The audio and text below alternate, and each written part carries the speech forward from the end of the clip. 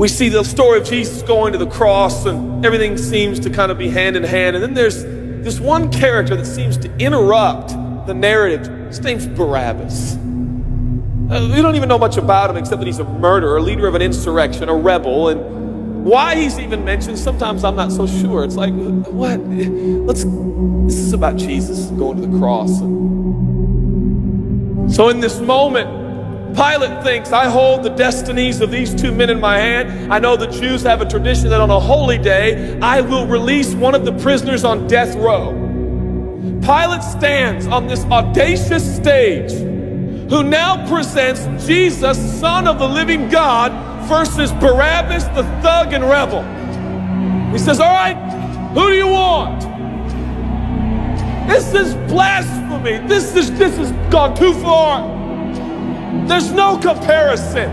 This is a rightful prisoner, a man who should be on death row. He's a rebel against Rome. He leads a rebellion. He murders people. He's a bad man. He's a thug and he's a crook. He deserves the chains and he deserves the crucifixion. Jesus? What has he done but heal, restore, deliver, set free, open blind eyes, open deaf ears, heal the lame and the leper? What has Jesus done? Who do you want? We want Barabbas. Yeah, give us Barabbas.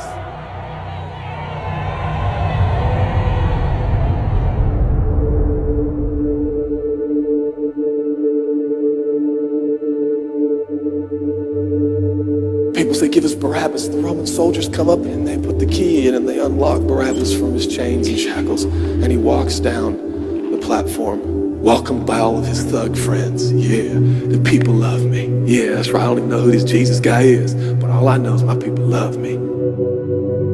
There seems to be no conscience in Barabbas. There's no record of him turning to Jesus and saying, I owe you everything now, for you have set me free. No, I don't see any of that in Barabbas. And God knew that.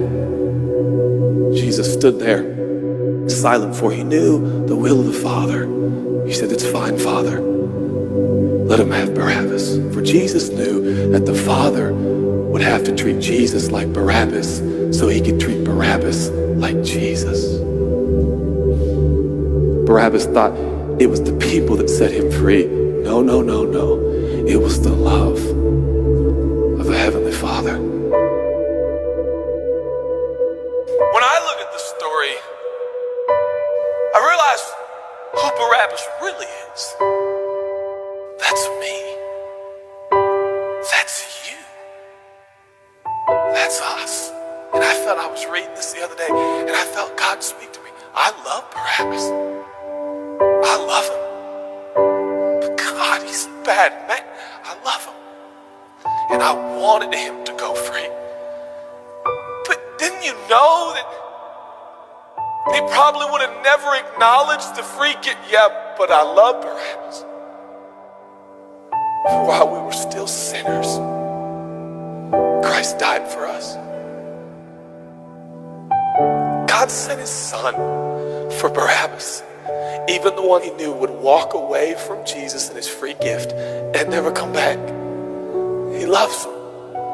And the nerve, the gall, and the audacity of believers to think, I got saved by grace, but now that I'm in this deep, dark place of bondage, I better work hard to get myself out. What? That's the opposite of the gospel. Are you bound? Are you held under the power of this temptation, this sin, the sexual urges? Do you feel like it's controlling you? What are you gonna do? I'm gonna shake myself free. Stop it! No, you won't! You're no match for the powers of hell and the urges of sin and sexual temptation. You will not overcome it, and you will never overcome it. You'll just be another statistic. There's no answer within yourself. Your own marriage, your own goodness, your own discipline, your own devotion will not save your marriage and will not save your kids. There's only one. And he's the one that took your place. He's the one that stood finally on the platform with Pilate and said, yes, let him have Barabbas. Take me. How many times have I stood on that platform with Pilate and Jesus, and I'm the Barabbas, and they start to take my chains off, and I say, no, I deserve this. I deserve the guilt. I deserve the shame. I deserve the consequence. I deserve it. Jesus seems to look at me and say, no, son, let me have it. Let me have your sin. Let me have your pain. No, God, I did it to myself. I deserve it. My marriage won't make it. This is what I deserve. I deserve divorce. I deserve poverty. I deserve sickness. I deserve it all. No!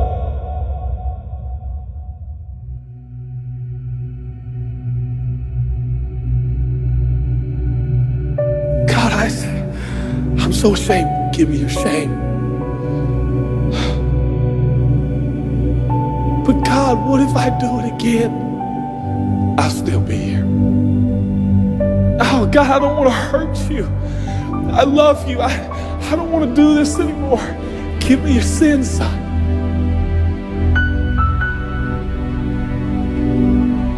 This is all we got. It's all I got. It's all you got. We can play games. We can play church games. We can pretend like some people are better than others and that's why they're blessed, or we can all come to the honest conclusion that it's God. And it's God alone. The greatest challenge is not your discipline, your devotion, your focus. Your greatest challenge is believing the gospel. Could it be that there's a God with a love so scandalous, so wide, so deep, so vast, so high, so expansive, so welcoming, so inclusive? Let me have your sin, son. Okay. And I give him my sin. And I stand in this empty space of forgiveness and acceptance while Jesus walks off to the cross that I deserve. I see him walking to the post to be whipped. As I stand a free man, all the attention is turned now.